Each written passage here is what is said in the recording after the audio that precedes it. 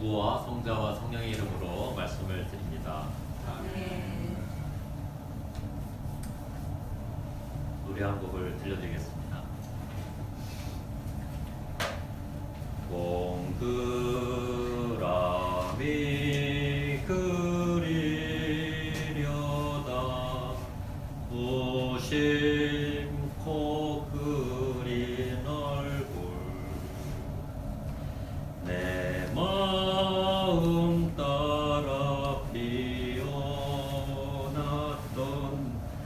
하얀 그때 꿈을 풀잎에 연 이슬처럼 빛나던 눈동자 동그랗게 동그랗게 맴돌아가는 얼굴. 이 악보를 안 보면 또 잘할 수 있는데 악보를 보면서 하니까 이게 더 잘하네요. 재밌죠? 신봉석 작사의 또 신귀복 작곡 윤영선님이 불렀던 얼굴이라는 노래입니다.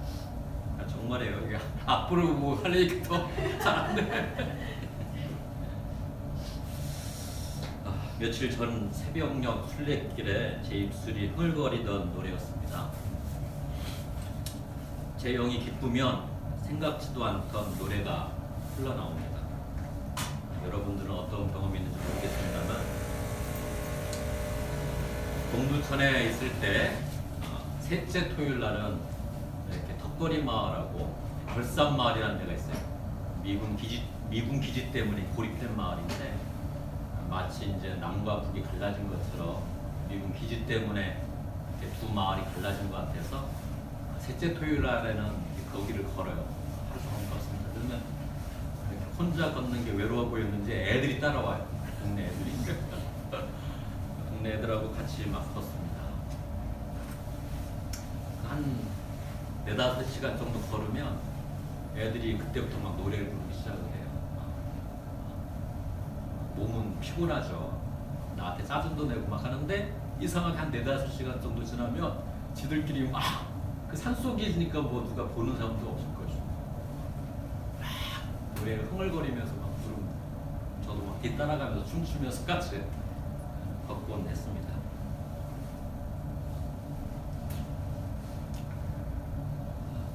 그 모습을 보면서 저는 우리 몸에서 뭔가 이렇게 좋지 않은 기운이 빠져나가면 정화가 되면 우리 안에 있는 것들이 폭발하는구나, 우리의 영혼들이 노래하는구나, 이렇게 저는 해석을 했습니다.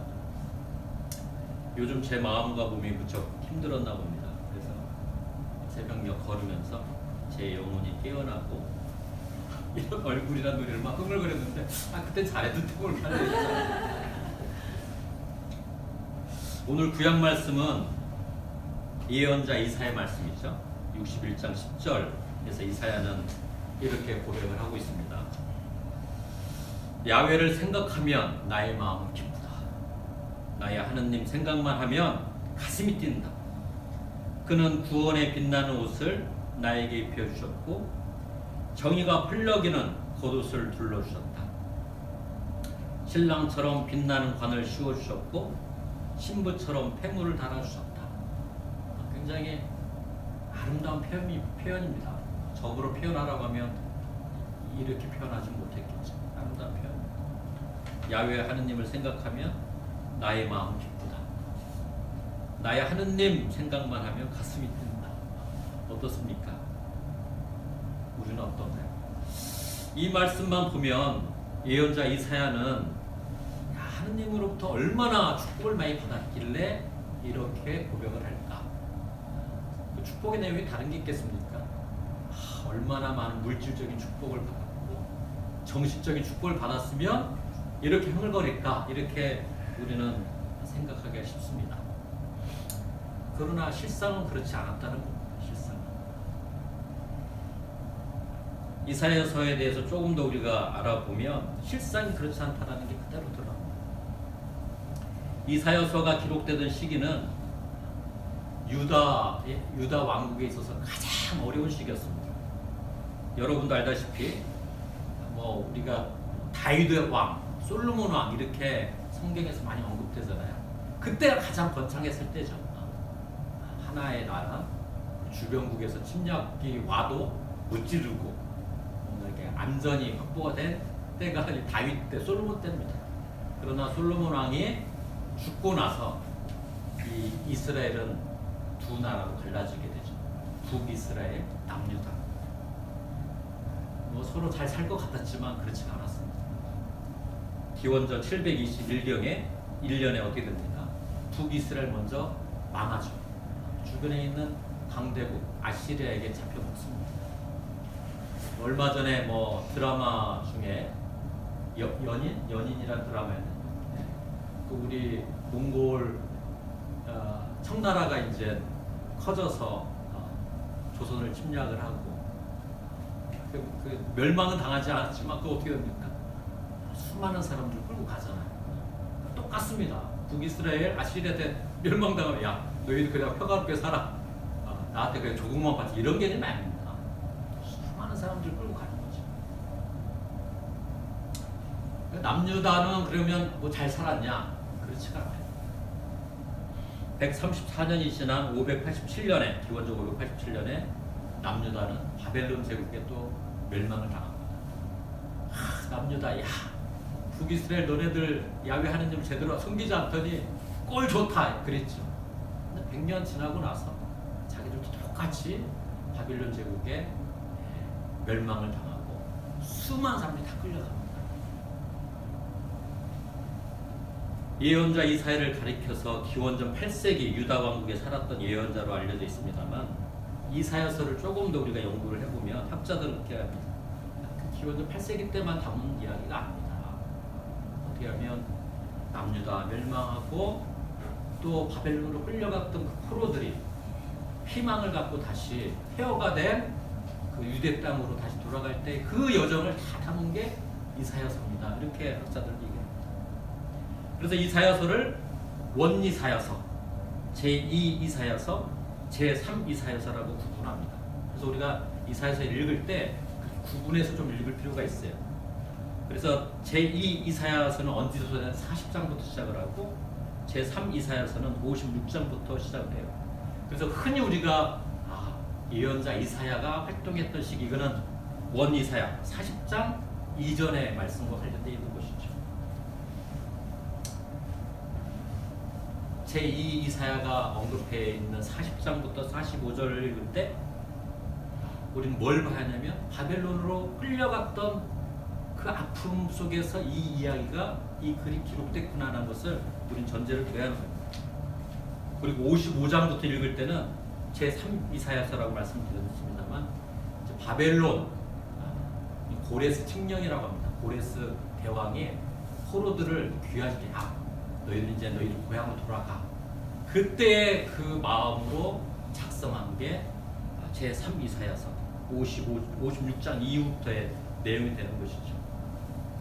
자, 그렇게 되면 오늘 우리가 들은 61장은 제3 이사야서에 해당되는데 이 포로로 있던 이 사람들이 이제 자기 고향 땅으로 가면서 그걸 기대하면서 불렀던 기록했던 이야기 선상에서 우리가 이해하면 된다고 봅니다.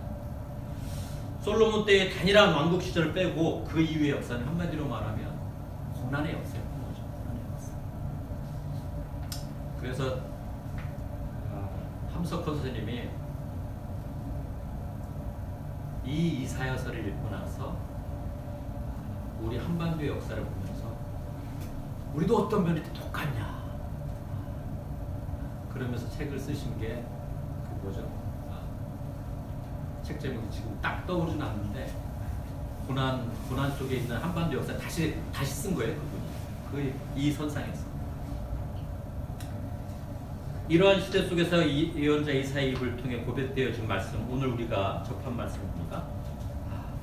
야훼 하느님을 생각하면 나의 마음은 기쁘다. 나의 하나님 생각만 하면 가슴이 뛴다. 이 물질적인 축복이나 정신적 축복을 많이 받아서 고백한 게 절대 아니라는 것이죠.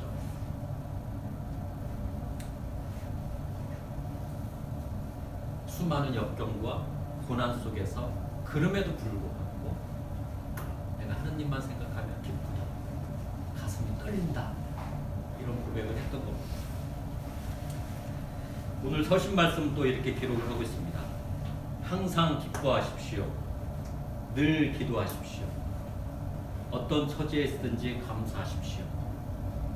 이것이 그리스도 예수를 통하여 여러분에게 보여주신 하느님의 뜻입니다. 이렇게 오늘 서신은 기록을 하고 있죠. 항상 기뻐하라. 항상 기뻐하라. 내 입술에서 미소가 사라졌을 때, 또 그런 상황을 마주했을 때 어찌 우리가 늘 기뻐할 수 있겠습니까? 늘 감사할 수 있겠어요? 저는 그렇게 살려고 노력을 하지만 그렇지 않은 게 굉장히 많이 있습니다. 근데 이제 교회는 가르치죠. 그래도 늘 기뻐한 삶을 살아야 돼. 늘 감사한 삶을 살아야 돼. 어떻게 해요? 교회는 가르치죠. 기도하면 돼. 기도 열심히 해. 성령님이 너와 함께하면 이렇게 살 수 있어. 이렇게 교회는 가르칩니다. 그런 가르침 속에 우리는 어떠냐 이거죠. 정말 그럴까? 정말 그럴까? 저는 저 자신에게 이렇게 스스로 주문을 하곤 합니다. 만약 기쁨이 사라지면 잠시 멈추자. 잠시 멈추자. 판단을 멈추자. 그리고 기쁨이 생길 때까지 기다리자. 어떤 표현보다도 기다리자. 그럼 그 기쁨은 어떻게 용솟는 것일까요? 앞서 저는 청소년들과 함께 걸었던 경험을 나눠드렸습니다. 처음에는 신부님 힘들어요. 왜 걸어요? 그러다가 3시간이 지나고 4시간이 지나면 덥죠? 옷을 벗어 던집니다. 그러면서 노래 한 번도 안 했던 저처럼 노래 수줍은 애들이 막 노래 부르고 기쁨이 솟는 거죠. 몸은 피곤하죠. 다리는 아프고. 그러나 그들의 영혼은 노래하는 것을 보게 됩니다. 저는 그들의 영혼이 깨어났기 때문에 그랬다고 표현을 했지만 이걸 또 달리 표현하면 어떤 표현일까요? 저는 그 아이들이 안전하다고 느꼈기 때문에 흥얼거리기 시작했다고. 야, 내가 뭐 이렇게 노래하는데 누가 나를 평가해? 평가하지 않을 거야. 난 막 내 멋대로 노래하고 싶어. 그런 안전함을 느꼈을 때 기쁨이 용솟고 그들의 영혼은 노래하기 시작했을 것이다. 우리가 충분히 정화되었을 때 내 세포 속에 있는 악한 기운들, 나쁜 마음들, 나쁜 기운들이 땀을 통해서 배출됐을 때 비로소 우리의 영혼은 깨어나서 노래를 하지 않았던 것이 아닐까. 하느님이 그 순간에 우리를 터치해 주셔서 그래도 되는구나. 그때 기쁨이 용솟아서 노래한 것이 아닐까. 저는 그 하느님의 영이 터치한다는 그 순간을 저는 달리 표현을 하면 하느님의 조건 없는, 경계 없는 사랑을 느꼈을 때 우리가 기쁨이 용솟고 그 기쁨에 입어서 살게 되는 것, 이렇게 표현하고 싶습니다. 물론 이런 기쁨은 우리 종교인들, 우리 신앙인들에게만 있는 게 아니라 세상 사람들도 그 기쁨을 찾아내려고 엄청 노력을 하죠. 그래서 어떻게 합니까? 약물을 찾고 약물에 상응하는 권력을 탐하고 또 다른 걸 탐하는 거 아니겠습니까? 그 기쁨을 느끼기 위해서.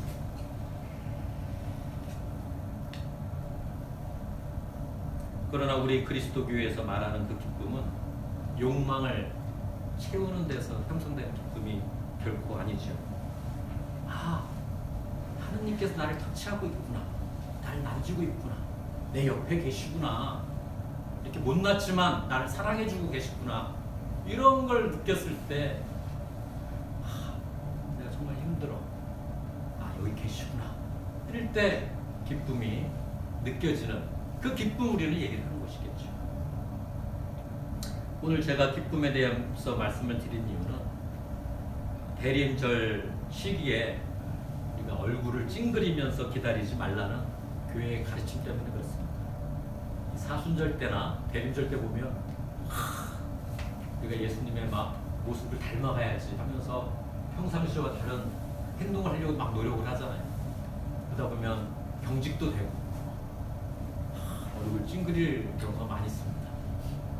그걸 다 우리 신앙의 선조들을 알았기 때문에 야 그렇게 기다리는 거 아니야. 그렇게 기다리는 거 아니다.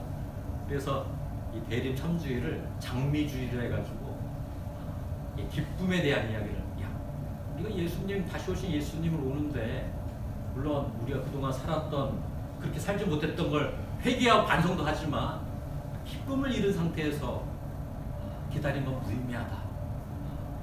이런 걸 가르치려고 이 대림 참주일을 장미주일 이름도 다르잖아요. 장미주일이라고 이렇게 얘기를 합니다.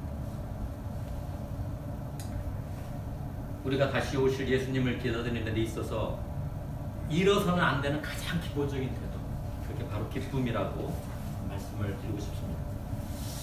이 대림 3주일은 이런 뜻을 가지고 있기 때문에 천주교에서는 자선주일로 이렇게 또 여겨서 강조를 합니다. 일반 개신교에는 그런 게 없는데 천주교에서는 자선주일. 왜 그러냐면 이 기쁨이 앞서 제가 말씀드렸잖아요. 경계 없는 주님의 사랑, 조건 없는 사랑을 우리가 경험했을 때 기쁨이 용솟는 것처럼 자선도 그렇게 해야 한다는 걸 강조하려고 대림 참주일을 자선주의를 이렇게 얘기를 합니다. 마태복음 6장 1절에서 4절까지의 말씀을 보면 자선에 대한 가르침을 이렇게 기록을 하고 있죠. 자선을 베풀 때에는 오른손이 하는 일을 왼손이 모르게 하여 그 자선을 숨겨두어라. 그러면 숨은 일도 보시는 내 아버지께서 갚아주실 것이다. 이렇게 마태복음 6장 1절에서 4절까지 성경은 기록하고 있습니다. 또 자선에 대한 또 아주 유명한 주님 말씀 있죠. 마태복음 25장 35절 이하의 말씀입니다. 이런 거죠. 몇 주 전에도 이 말씀을 가지고 우리가 함께 들었습니다만 너희가 내가 굶주렸을 때 먹을 것을 주었고 내가 목말랐을 때 마실 것을 주었습니다. 이렇게 쭉 말씀하시나요. 그러니까 그 앞에 주님 앞에 서 있던 사람들이 무슨 주님 저희가 언제 주님께서 굶주린 것을 보고 먹을 것을 드렸고 목마르신 것을 보고 마실 것을 드렸습니까? 이렇게 묻잖아요. 그리고 뭐라고 대답을 하시나요? 너희가 내 형제들 가운데 가장 작은 이들에게 한 것이 곧 바로 나에게 한 것이다. 이렇게 말씀하셨어요. 이게 다 자선과 관련된 말씀입니다. 우리 공동체는 사실상 아직 자립도 안 되고 아주 작은 공동체죠. 작은 공동체. 근데 우리가 행하는 자선이 있습니다. 우리가 행하는 자선, 뭘 하죠? 우리가 하는 자선. 네? 샬롬의지. 우리 작은 공동체인데 엄청난 일을 하고 있는 거예요. 사실상 이게 샬롬의지. 지난주 사실상 저는 계획이 없었지만 교회원에서만 얘기했지만 버스 한 대 채울까? 왜냐면 우리 대성당에서 아주 역사적인 일이 있었던 거거든요. 20년 전에. 지금 이주민들이 이렇게 많이 늘어난 이유가 그냥 늘어난 게 아니라 그 전에는 산업연수생제도였어요. 월급 적게 주려고. 그러다가 이 뭐 네팔 사람, 스리랑카 사람, 이주도 우리 이러면 우리가 무슨 기계냐? 우리도 사람이다 하면서 명동 성당하고 서울 대성당에 가가지고 명동 성당에서는 좀 오래 했어. 한 6개월.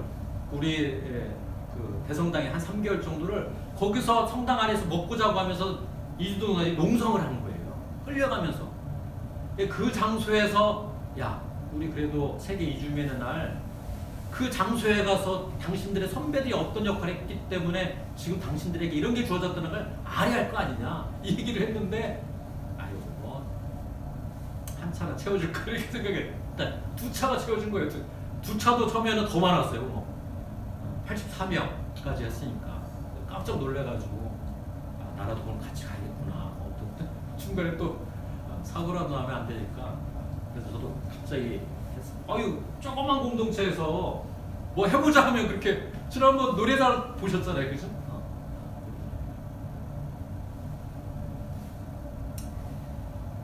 파주 지역에 거주하는 이주민들을 돌보는 일을 우리가 하고 있는 것이죠. 우리 조건에 사실상 걸맞지는 않습니다. 저도 이런 질문을 많이 던질 때가 있어요. 이런 거 해서 교회에 득이 될까? 세상 사제들이 모이면 이런 얘기 많이 합니다. 야, 너 열심히 사는데 그래서 교회 득되는 거 있냐? 그래서 뭐 교인 몇 명이나 만들었는데 이런 얘기 많이 나옵니다. 사실 우리 말고 다른 교회들은 실속을 많이 생기죠, 그죠?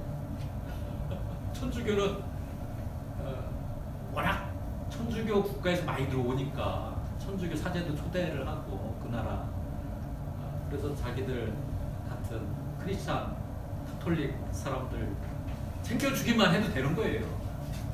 일반 교회에서는 이렇게 자선을 하지만 대신에 예배 같이 드리자. 뭐 싫은 사람 어쩔 수 없지만 또 그래서 만들어져요. 우리는 야 예배 드리자 이런 얘기도 하지도 않고 해외에서 오는 사람들이 뭐 성공의 교회들이 얼마나 있어요? 없죠. 다 불자야 우리는 어떻게 불자. 참 멍청한 짓이죠, 그죠? 멍청한 짓입니다. 이종민 신부가 떠나면서 저한테 한 얘기 했어요. 나 이거 10년 했는데 외국인 전도 한 명도 못했어. 그 나무를 하라고? 나도 못한다. 제가 동두천에 있을 때 지역일 굉장히 많이 했어요. 마을 막 다 죽어가는 기지촌 마을이었잖아요. 그러니까 교인 몇 안 되는데 신부님 교회 일 좀 신경 쓰세요. 왜 마을 일만 그렇게 하세요? 저도 마을 일만 하는 게 아니라 마을 일도 하는 거죠. 표현했는데 5년 후에 동네 어머니 2분이 나오시더라고요. 왜 나오셔요? 그랬더니 신부님 마을을 위해서 이렇게 열심히 일을 하는데 뭐 우리가 좀 나오면 도움이 될까 해서 나와요. 그 2분이 지금까지 신앙생활 하고 계세요. 근데 그 주변에 동두천 나눔의 집만 있는 게 아니거든요. 허름한 그 집인데 그 옆에는 삐까뻔쩍한 큰 개신교 교회도 있고 그렇습니다. 우리가 조건 없이 베푼 사랑은 다른 모양으로 부마량이 돼서 우리에게 돌아올 것이라고 저는 믿습니다. 이렇게 조건 없이 베풀었을 때 우리가 참 기쁨을 누리실 수 있을 거라고 저는 믿습니다. 이렇게 늘 기쁨을 잃지 않고 기쁨을 잃으면 잠시 멈추어 서서 다시 찾으려고 노력을 하고 조건 없는 사랑을 기꺼이 가장 낮은 존재들과 나누며 살아가는 것, 그것이 다시 오실 예수님을 기다리는 신앙인들의 태도라고 저는 믿습니다. 오늘 우리는 복음 말씀을 통해 요한의 세례자 요한에 대한 이야기를 들었습니다. 저는 세례자 요한이야말로 그 기쁨을 잃지 않고 조건 없는 사랑을 지극히 낮은 존재들과 나누며 살려고 했던 대표적인 사람이다. 오늘 성경은 이렇게 기록을 하고 있죠. 하느님께서 보내신 사람이 있었는데 그의 이름은 요한이었다. 그는 그 빛을 증언하러 왔다. 모든 사람으로 하여금 자기 증언을 듣고 믿게 하려고 온 것이다. 그는 빛이 아니라 다만 그 빛을 증언하러 왔을 따름이다. 이 요한이란 이름 안에 내 이름을 한번 넣어보자 이거예요. 내 이름. 우리는 예수님을 증언하고자 존재하는 존재들입니다. 다시 오실 예수님을 기다리는 존재들이죠. 이것을 잊지 말아야 할 것입니다. 이런 우리에게 주님께서는 늘 동행하시며 고난 속에서도 잃지 않을 기쁨을 주십니다. 그 기쁨을 안고 살아가는 저와 여러분이 되기를 간절히 소망합니다. 성부와 성자와 성령의 이름으로 말씀을 드렸습니다. 오늘의 말씀을 기억하며 잠시 침묵하겠습니다.